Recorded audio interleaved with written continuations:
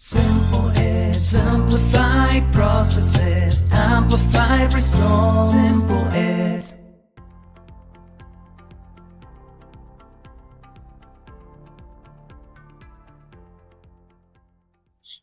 So welcome everyone. Welcome to this webinar. Today we are going to discuss the MBA program and how that relates to all the interest from India that's being generated for this specific program. And we're joined by two great and very experienced speakers on this specific topic. One of them is Astit Chopra and the other one is Prayag. You'll get an opportunity to hear from them in a little bit. So with that being said, let's dive in. So the first thing that I want to talk about is the agenda. So we are going to do a quick market overview. Then we are going to dive into the motivations and leading to how those motivations can be used for creating recruitment strategies and recruitment plans. And eventually talking about opportunities and challenges and opening up the floor to question and answers. So with that being said, let's look at what the market looks like currently. So from a financial perspective, the Indian education market was valued at 7.3 billion and is projected to reach a staggering 12.9 billion by 2032, which is not that far away. So for obvious reasons, this could be of great interest to institutions that offer MBA degrees, both in India and internationally. The second point that I want to bring your attention to is that the growth rate is also going to be significant at a 6.1% right now from 2023 to 2032. The other thing that we want to talk about is that Indian education market, specifically MBA, is evolving, and there are more and more types of durations of the programs, type of programs, what that MBA program focuses on. Now we are seeing more and more MBA programs that are categorized as STEM MBA programs as well. So the world is evolving. There's AI, data science, so many things happening in the market. With that, the MBA degree is evolving as well. And Indian students are ready for those type of innovative new programs. And when we talk about specifically United States, 157,000 international students were studying business in United States in 2023. That is a 6.8% increase. Now, let's look at the MBA market in India, regardless of any specific destinations. So if you look at the graph on the right-hand side, you will see that the number of students that are taking the CAT exam or CAT exam in India, it's rising every year, which can clearly correlate to the rise of interest in MBA program.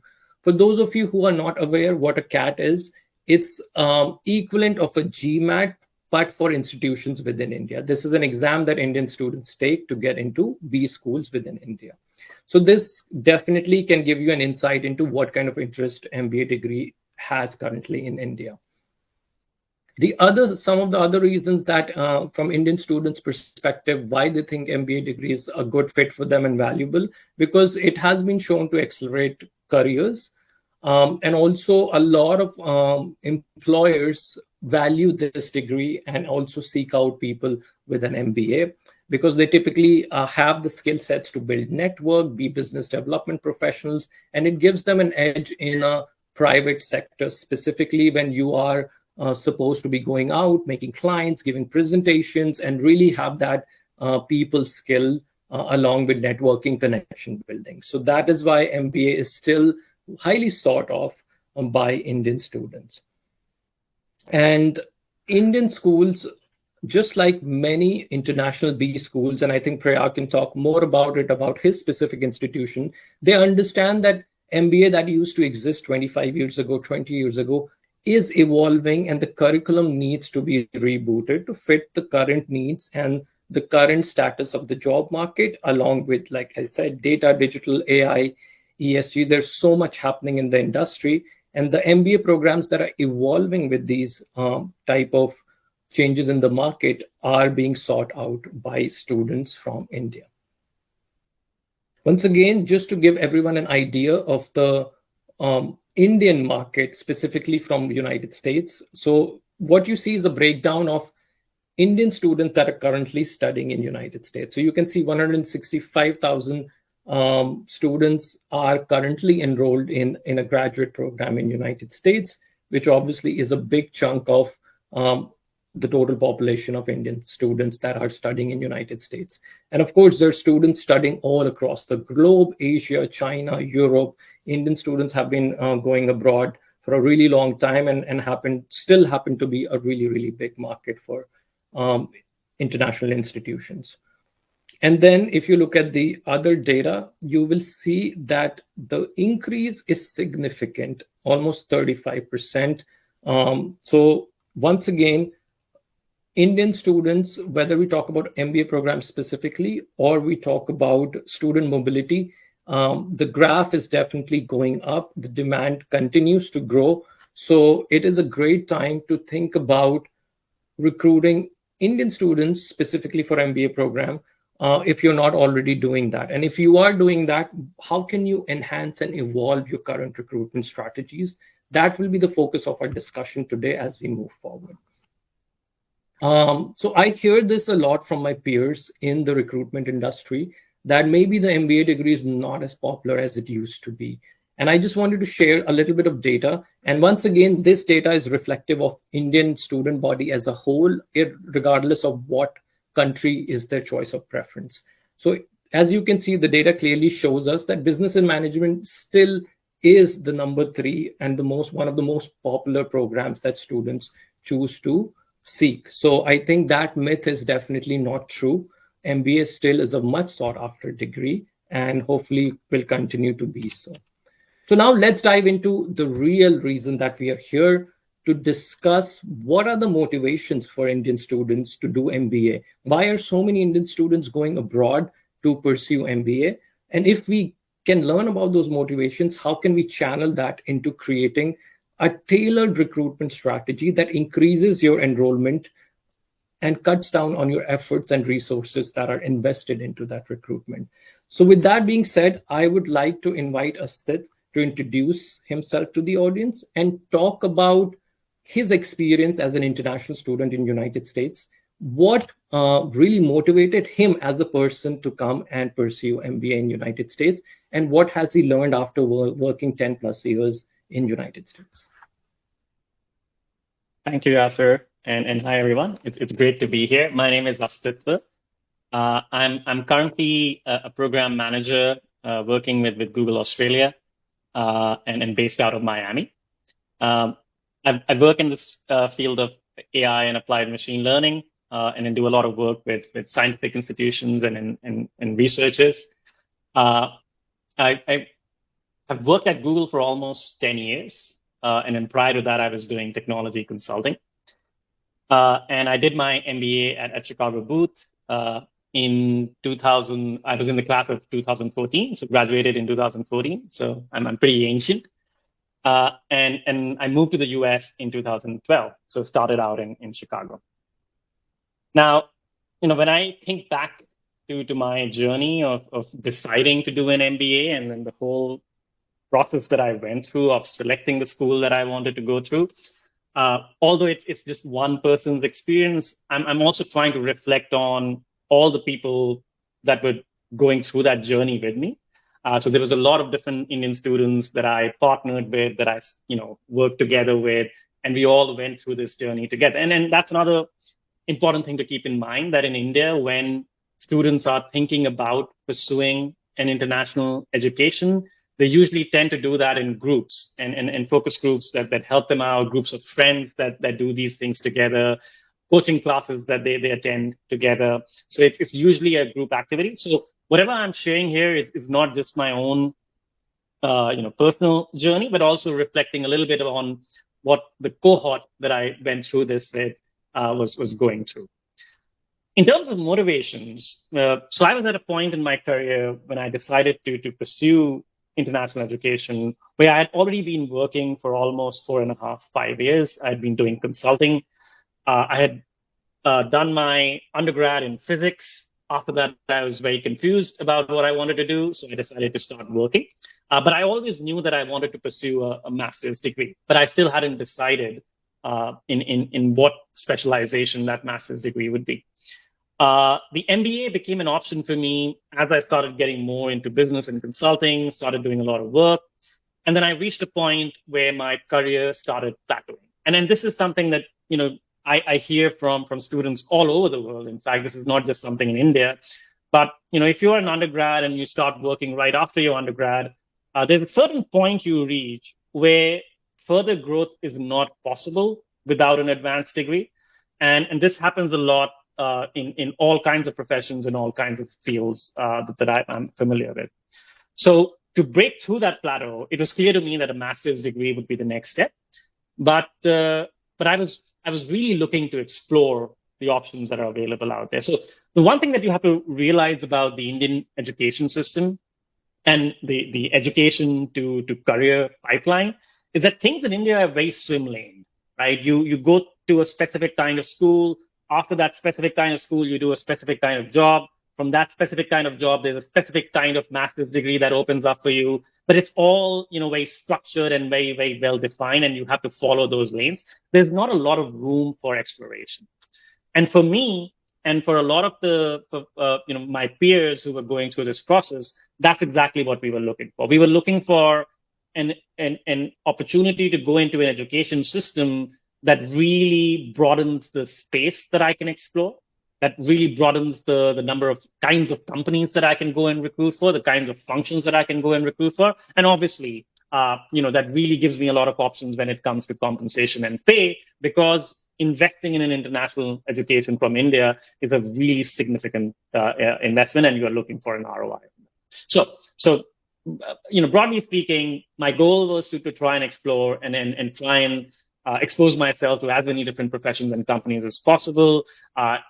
Indian MBA and an Indian education was not an option because, like I said, it's very swim lane, it's very structured, doesn't really give you that many options. And therefore, the MBA from US became a great option for me. We can go into more details as we go on through this discussion. Back to you, Asif. All right. Thank you so much, Asif, for sharing your story and your personal experience. With that being said, I would like to invite our second speaker, Prayag Raj, who does a lot of recruitment in India for an international business school. So he brings the perspective of that international side along with meeting students' parents on a daily basis in India as well. So over to you, Prayag. Right. Thank you so much, Yasir. It was a pleasure hearing you and obviously Asif's journey as well. If I talk about the university's expectations when it comes to recruiting from India, the first and foremost thing is we need to understand as universities the psyche of Indian students. What do they want? What kind of programs are they looking for? What is their expectation? And it's not just the students, but also parents, because in India and possibly South Asia, the real decision makers are parents, especially when the students are in their early career stage, which is 0 to 3 or 4 years of experience. So the most important thing is, when I talk about the perspective of Indian students, MBA is often considered, and I say this in a very jokingly manner, MBA is often considered as a solution to most of the problems in India. Now, with the advent of internet, a lot of things have changed. We as Indians have started looking beyond the boundaries of Indian education system. Obviously, there is CAT you spoke of. There is a lot of Indian schools which definitely are very prestigious, and students want to get into those schools. But then obviously there is a cap to it. There are close to 200,000 Indian students taking the exam, the prestigious exam every year, probably fighting for 15,000 seats or so, right? So 95% plus students do not get into the top schools in India. But they forget to do, think about one thing, that there are possibly better ranked schools offering different sorts of opportunities abroad as well, right? Which happened in Asif's case. So he looked beyond the obvious and he considered a school and a geography where things were possible, which were probably not possible in India. So if I only talk about the perspective of universities, what is more important for universities today, as you can see in the pointers as well, the first thing is understanding their own requirement. What kind of students are we looking for, right? And then we need to dig the market. We can't just go to India and join any fair and we are like, okay, we want to recruit students. We need to understand what is our requirement. what kind of students are we looking for? What is the work experience slot that we are looking for? There are so many MBA programs which require 0 to 2, some require 0 to 5.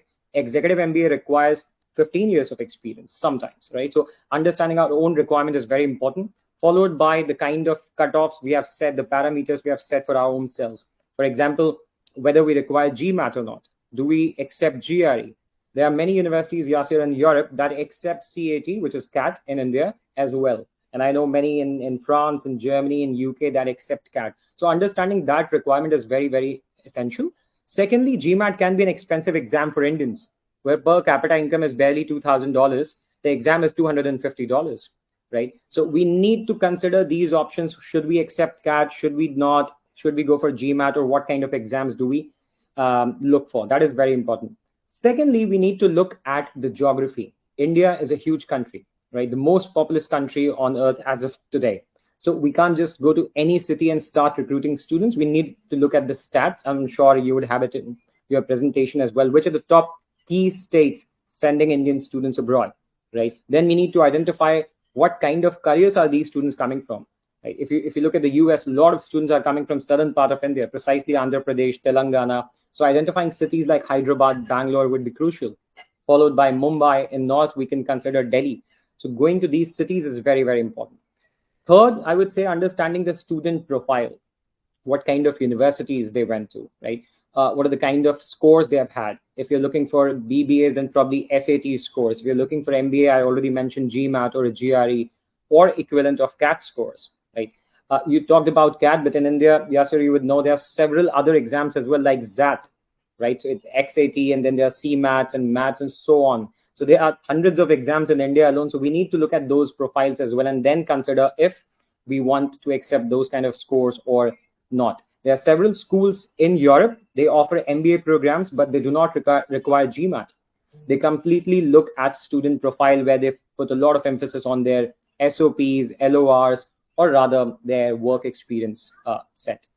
Finally, understanding the local landscape is very, very important in terms of what kind of universities these students are coming from. There are thousands of universities in India. India probably has one of the highest number of universities. India produces maximum number of engineering graduates, even more than China as of today. So we need to understand what are these universities. Are they covered under local ranking system? Most of the foreign universities would know what a QS is, or what a Times ranking is, or what a Financial Times is, but they would not know what is an NIRF, which is the official ranking platform by Government of India. Then we at business schools, so if I only talk about KEDGE, KEDGE is a triple accredited business school that has AACSB, AMBA, and EQUES. Business schools would probably know about these three, but they would largely be unaware of AICT or UGC, which are the local landscapes. So we need to look at these factors as well, considering the ranking, reputation of the universities, and obviously the profiles of the students. Then we need to prepare ourselves better, equip ourselves better before we go into the market recruiting Indian students. I hope that answers this slide.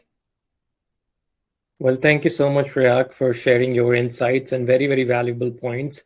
And one of the reasons we have this graphic over here, because as you can see, KEDGE School, Business School has a dual degree program, and that's something that comes up. So one of the strategies, and a very simple strategy to implement, there's a lot of motivated institutions in India, as Prayag spoke, probably a large number of institutions who are open to partnerships, right? So, and they already have the local intel. So if you have opportunities to partner with Indian institutions and create some kind of programming, it doesn't have to be dual degree, it doesn't have to be joint degree. It could be something as simple as exchange or semester abroad, or even maybe a summer immersion program. So those kind of opportunities are really helpful from a recruitment perspective. With that being said, let's dwell down deeper into motivation. So after much discussion, we've narrowed down 3 top motivations, and we strongly believe if these motivations are incorporated into your recruitment collaterals, your recruitment strategies, then you will definitely see success in your recruitment and your enrollments. So I don't really want to beat around the bush too much, and I want to be very upfront and honest with you. When we are on the road meeting students, visiting institutions, the number one asked questions from students is about salaries. It's about career growth. So And often I see international institutions shy away from that topic. So I really want to share that as number one motivation, because if I don't, I think I would be doing a disservice to the audience here. So you should definitely look at the kind of salaries that an MBA graduate from your institution makes. Sometimes I like to cite the Department of Labor in United States, their stats, which itself is very impressive to a lot of Indian students and parents. For example, when I talk to a parent and I tell them that an undergrad STEM degree average salary in United States would be $80,000, they just don't believe it because it sounds like a really big chunk of change for them. So yeah, I don't know what that number is for your institution or your specific program, but that is going to be really, really important. With that being said, here's motivation number 2 that I believe Astit will talk about a little bit. And I will completely agree with Yasser that salaries, placements, job opportunities, those definitely are the first motivation. But that is almost a screening criteria for most students when they're thinking about an MBA abroad. But once you have done that initial screening, right, and then you have a group of 10 to 15 schools that you were deciding between, I think that's when this motivation becomes very important. And you have to keep in mind that the Indian student is very aspirational, right? They are exposed to a lot of new ideas and a lot of new innovations that are happening in the space of education. And they do want to avail of what the best in the world has to offer. So things like entrepreneurial opportunities to work in, let's say, something like corporate social responsibility, the student life of a school, whether it's going to be in a city or it's going to be in a small town, the kind of clubs and activities that are available to students at that school. These are the kinds of things that do become a deciding factor after the first motivation has been sorted through.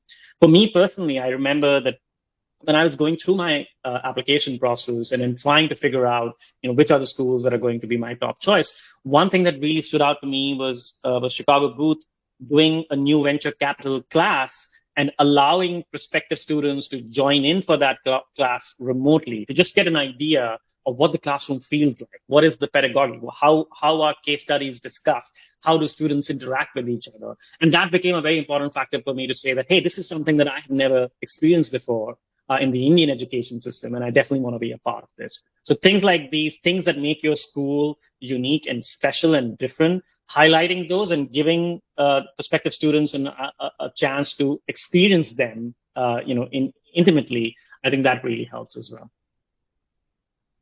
Great point, Ustad. Along with that, in today's day and age, specifically in India, we're seeing a lot of aspirational students that are looking at entrepreneurship. So now there's a lot of MBA programs that have an entrepreneur center or resource center on campus. So when we talk about infrastructure, we're not just necessarily talking about the buildings, but what comes with it. What kind of professors, what kind of different programs that you have available on campus within the MBA program.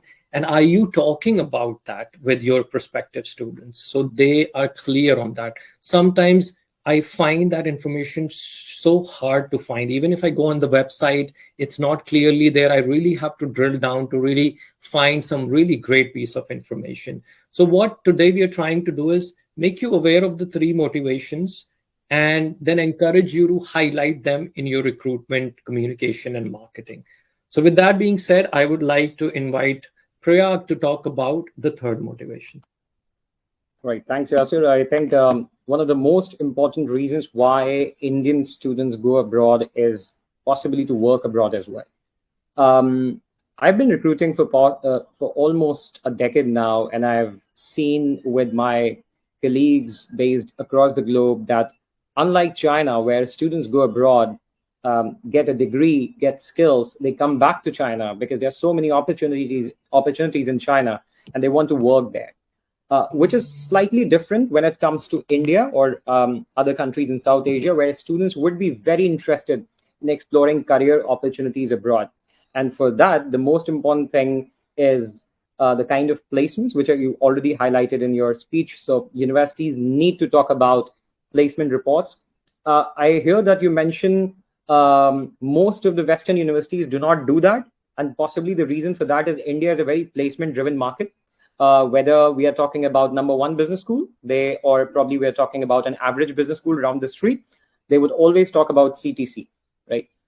They may possibly not talk about an enhanced salary, but they would definitely talk about CTC, which is not the case in West. One of the key reasons for that is business Prayag, schools. I'm sorry to interrupt you. I would request you to please tell the audience, what do you mean by CTC and what do you mean by placement? Because these are some institution might not be familiar. I completely understand. So when I talk about placement, I'm talking about career support services provided by the university to international students. And when I'm talking about CTC, the full form is cost to company, but basically it means a gross package, which includes your incentives, bonuses, which is largely offered in India. For example, the top business schools in India would be offering a salary of 30 lakh CTC, say around $40,000 or something, right? Close to $35,000.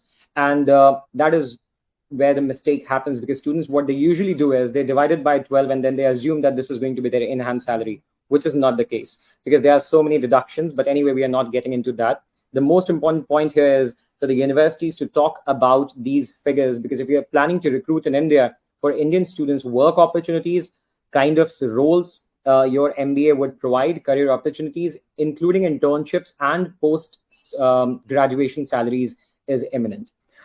If I give you a very simple example about Europe and European MBA programs, and also pitch in about Kedge Business School, as per the French law, an internship is mandatory to be a part of an MBA program or a master's program in Europe. You cannot have your degree without completing an internship. While doing an internship in India could be a couple of months, in France, in Western Europe, it's largely 6 months, and it has to be paid. That's another law. So if you're doing an internship in France, it can't be an unpaid internship. That's a law by the government. But anyway, the point is, most of the universities skip this part and they do not talk about salaries on their website, which is very, very important. Secondly, the kind of career opportunities your MBA programs would provide, because many students these days they are very, very smart. They're not just going for an MBA, they are going for MBA in consulting, strategy, sales, marketing, as you already mentioned, AI and data. You'd be surprised to know, Yasir, there's an MBA in perfumes and cosmetics in Paris. But the point is, students are looking for these specializations. So MBA programs should talk about career opportunities in these various sectors as well. Finally, talking about visa possibilities, because that is very, very crucial. Without visa possibilities, there cannot be any talk of career opportunities, especially in most of the Western countries. I'll give you a very simple example. 2012. UK was recruiting close to 100,000 students from India. But for the next 7 years, they only recruited 20,000 per year. The reason being, Theresa May in 2013 waived off the 2-year stay-back visa. So stay-back visa provides a lot of opportunities for international students. And this is precisely why students are looking at countries that are offering stay-back visas. Now, UK is back with 2-year stay-back visa policy. The numbers are up again. Last year, they recruited 127,000, which is highest in their history. But the point is, as you mentioned, OPT. So OPT is optional practical training visa, which comes with STEM programs in the US. And obviously, there are non-STEM programs. So it's 1 to 3 years, depending on the kind of programs you go for. Canada, same, up to 3 years of visa. UK and Ireland, on the other hand, they provide up to 2 years of stay-back visa. I think a lot of your viewers are going to be surprised that France offers the longest visa possibilities to Indian students. 2 years of stay-back visa, regardless of job on your hand. If you get employed, and when you get employed, you have the opportunity to apply for a 4 years work permit. And France is the only country that provides 5 years of business visa to all master's students from India, regardless of their program. So that's altogether 11 years of visas. But the point is, most of the universities do not talk about this. They talk about their MBA program, they talk about their tuition fee, they largely talk about career opportunities, yes, but they skip the salary part, which is very, very important. They should talk about internship salaries as well, because they are very, very less in India and South Asia. So that is very important, provided the country, the location also provides a stay-back visa, and universities should cover that. A lot of universities in the UK, they are doing it. I think it's time for other European counterparts and North America to learn probably from these counterparts. I think this would be very crucial for students in India. All right. Thank you so much, Prayag, for talking about that motivation. And we completely agree. That's very, very important. and should be included in recruitment strategies. So with that being said, we really want to quickly dive into how institutions can use all of these motivations that we were talking about in their recruitment strategies. And our approach is to give you with actionable, practical tips that you can actually implement from as soon as tomorrow. So hopefully this will be helpful for you, and you can use some of these strategies as you grow your recruitment plans. So we talked about career growth, right? In United States, what we call is a graduate report. How many of your students completed the program? Where are they placed? Are they placed in a PhD program? Are they working somewhere? So sharing that graduate report is similar to what Indian institutions call placement, right? And then, for example, Booth School of Business can use Astit in his as an alumni, right? Who's worked in Google. So most institutions have a really great alumni program, but sometimes it's not very effectively used in recruitment. So that is something that could be very valuable, specifically if it's an alumni from India who's doing really well, who can be an advocate for your institution and be that poster child. So that is important, that when students can relate and see, okay, if I do my program for this institution, these opportunities can really, open up for me as well.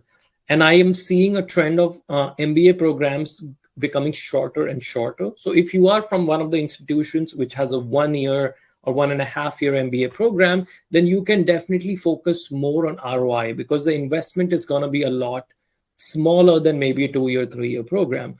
So, and Indian students, parents really focus on ROI. What is going to be my investment and what is going to be the return that I'm going to have?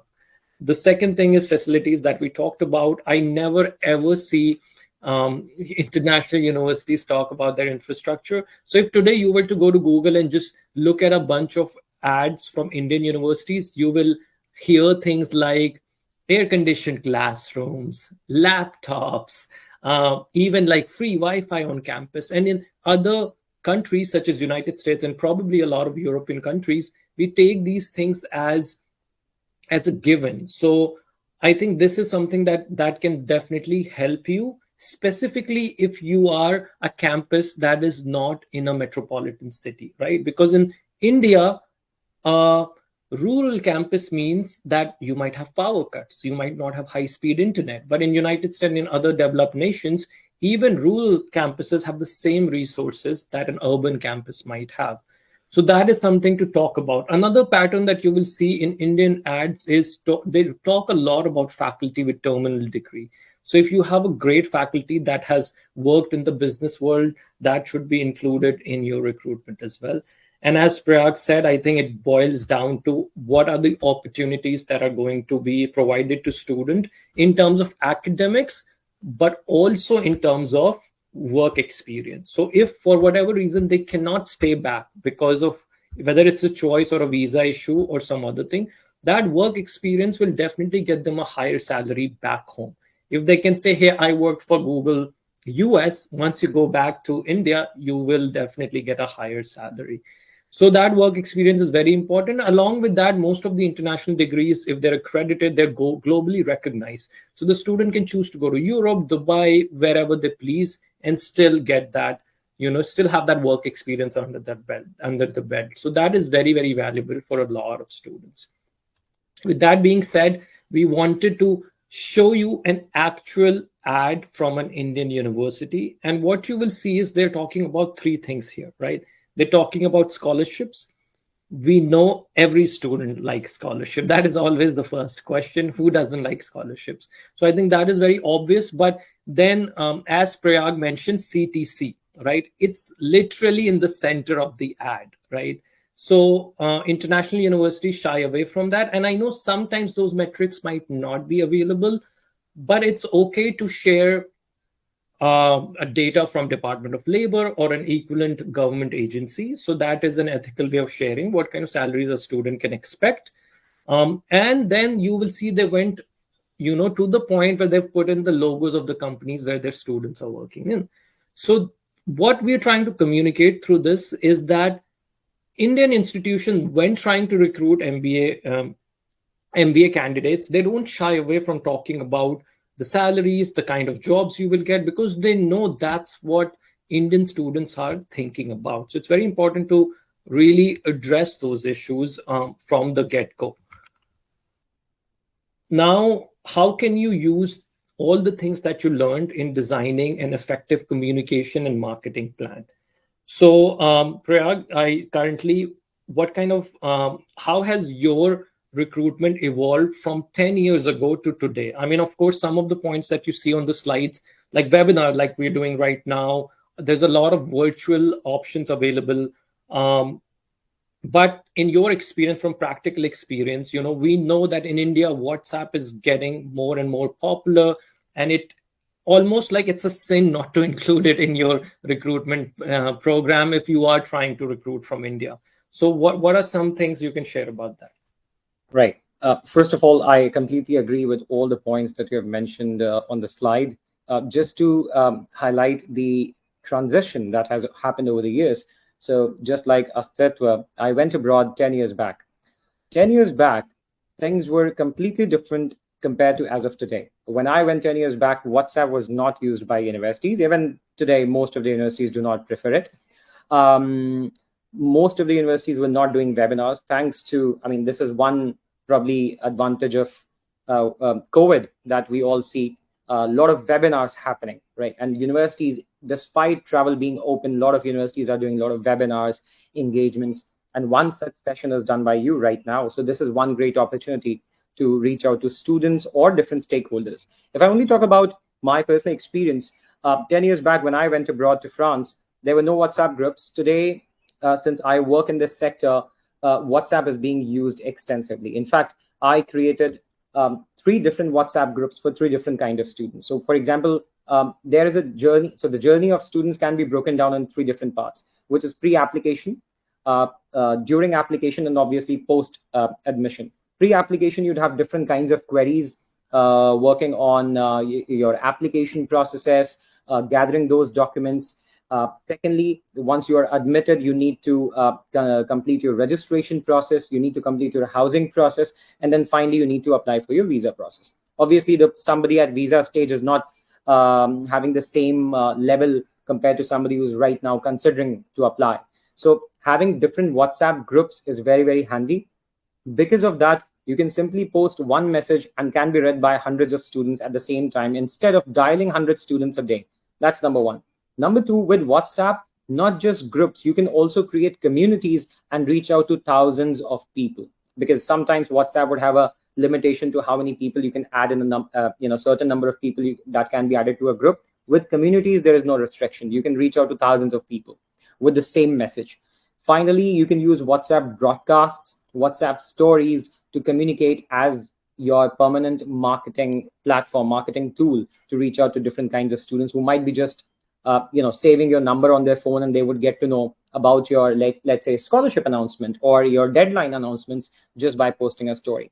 And adding these students to the group is very, very simple. When you go to the fair, use QR codes instead of brochures. Right? So what we use 2 different kinds of QR codes. So first of all, one QR code is something that students would scan to register themselves with us. And as soon as they register, they get access to all our brochures, marketing material, access to alumni, access to different kinds of guides, which are very helpful in their application process. Secondly, when students add these QR codes at the center, there was a time when we would go with pen and paper, note down every email ID and phone number of a student. Not anymore these days, because all you need to do is just carry the QR code of the WhatsApp group. Let students scan the QR code, and the moment students scan, they are already a part of your group. Obviously, it comes with their consent because they are scanning the group, the QR code in front of you. So they join the group, they get the information. So my point is, a lot of things are digitized. We use marketing softwares. I think all of the schools are using it. Schools which are not using it probably should use it. CRM tools, Salesforce, automated email system, WhatsApp. WeChat is very handy in certain countries like China. I have my colleagues in China who use WeChat a lot because WhatsApp is not so much common in China. So as I said in my previous slide as well, the first slide that I was talking about, understanding local geography is very important. Yeah, I also recruit students from Pakistan where Twitter is banned.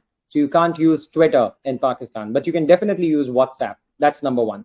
Number two, You can use WhatsApp in India, but you can't use WhatsApp a lot in China. So what they do is WeChat. So understanding the local market regulations and the tool which is commonly used by a lot of students. 10 years back, Facebook was used a lot. We used to have Facebook groups. Today, WhatsApp is the common tool and it's being used by every student. In fact, if I'm not mistaken, probably Astatu would know much better than me.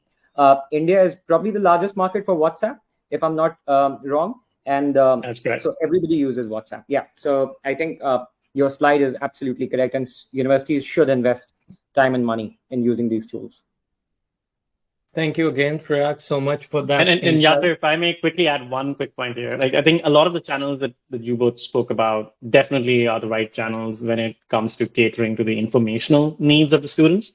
But then also keep in mind that there is also the emotional need of the student. And going back to my point that Indian student or students in general are aspirational. They are looking for what kind of a life they can build as a result of the education option that they're pursuing. So I also think that, hosting and uploading videos on YouTube that show what campus life looks like or what students are doing on a day-to-day basis on the campus, I think that definitely appeals to the emotional needs. So I think that could be another channel to consider.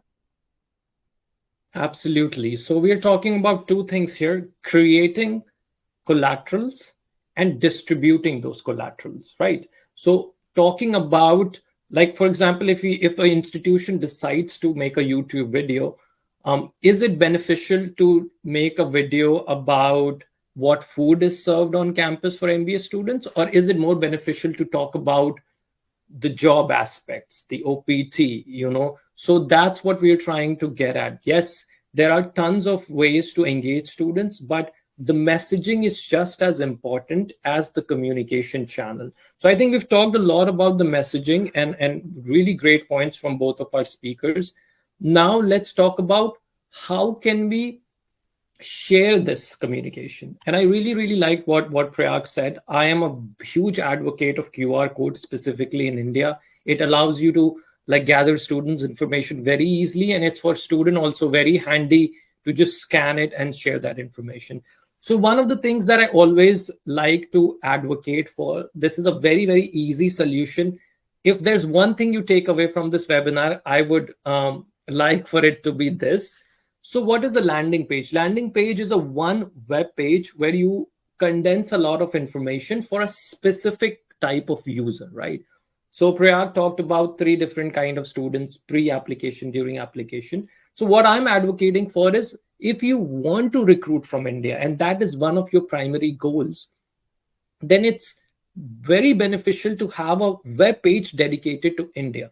And the reason for that is, as Prayag was talking about CTC, he was talking about different Indian jargon, and I'm sure it was probably almost like a foreign language for you, and it's okay not to be familiar with that. Similarly, a lot of Indian students are not familiar with what is an I-20, what is an F1 visa. So if you have a specific web page, like your institution name /India, and that's the web page that you promote, so you can really house information that is relevant for the Indian audience rather than for a global audience. And you can really customize a lot of your messaging. And also, from an analytical point of view, you can see what kind of traffic are you getting. You went to India, just came back, did the visits to the page grow? So there's a lot of advantages of having a landing page. And as Prayag was talking about, guides and handbooks, right? So everything that you created for India now has a home, and you just put everything on that one web page, and it's super easy for students to interact with them. So this is a handy tip that I wanted to give anyone that is interested. Now, as we wrap up the communication channel, I hear in United States a lot that Facebook is dead, no one uses Facebook. But as we discussed, Facebook is actually more is on number 1 in terms of social media, and WhatsApp is number 2. So if you are targeting Indian students, these 2 communication channels must be included in your outreach efforts. And then what are the top states from India that send students abroad? And I think if you are familiar with Indian geography, Andhra Pradesh and Punjab, these are the top leading states. There are absolutely no surprises there. Maharashtra is the 3rd one. If you're not familiar with Maharashtra, it's the state where Mumbai is located and Pune is located in. And Gujarat is an upcoming market which is gradually growing really rapidly. So when you are talking and creating plans for India, for example, if you have an X amount of dollars to invest in social media marketing, instead of just like investing it all over India, it's important to understand what market, what locations do I want to invest those resources in, and that will give you much more enhanced results rather than painting India with the same brush. So as we talked about in the beginning of the webinar, try to identify who you are, what kind of program you offer, and what is the geography or the demographic in India that specific program really speaks to. And as Prayag mentioned, there's an MBA for perfumes, right? So there are industries in India, multi-million-dollar businesses that deal in perfumes. I'm sure if I market that program there, I could probably get much more better results rather than trying to recruit Bangalore, which is an IT hub, for a perfume MBA, right? So that natural match must be there. With that being said, we would just, in the interest of time, we would like to just wrap up this webinar. I just want to share one opportunity for institutions that might be interested, that we are doing an MBA recruitment tour in India. It's a 10-day tour, starts on October 14th.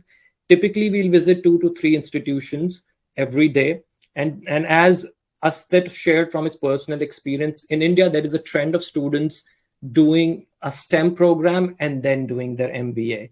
And of course, there's a lot of students who do their BBA, which is Bachelor's of Business Administration, and then do their MBA. So we will be visiting both kind of institutions and meeting students directly, answering their questions, and hopefully advising them on how they can come and study at your institutions. We have selected these 5 cities. It's a good mix of tier 1 and tier 2 cities. So with that being said, if you have any question and answers, we'll stick around for another couple of minutes. You can type them in the chat box. If not, thank you so much for being here. And we really appreciate your time and you taking the time to join us today. And if you're watching this as a recording, thank you so much for watching this. And if you have any questions, you can reach out to me via email. If you have any question for Astit or Prayag, you can once again reach out to me and I'll be happy to connect you with either one of them. And lastly, I would like to thank Astit for taking his time and sharing his insights. And I would also like to thank Prayag for being with us today and sharing so many great points. Thank you everyone so much. And it was a very fruitful discussion. Thanks to you as well, Yasser, for conducting this session. All right, I don't see too many questions coming up, and I know we went over time a little bit, and people probably had other commitments, so they're dropping off.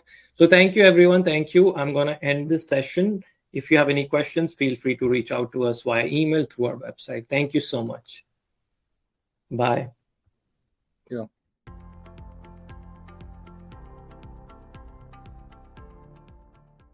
Simple Ed, simplify processes, amplify results. Simple Ed.